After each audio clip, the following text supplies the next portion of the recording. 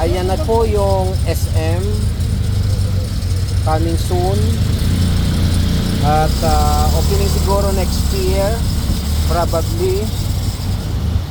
Ayan, ito yung Fotora. Ayan ang Fotora. Ayan. So meron silang condominium dito. Ayan ang condominium dito.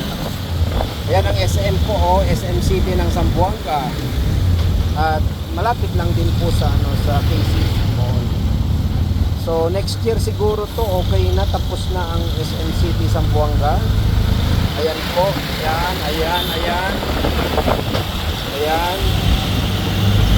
Malapit na siyang matapos. Meron ng SM City Zamboanga. Ayan siya. Ayan, mga Zamboangueño ay meron na tayong SM ngayon. At malapit nang matapos.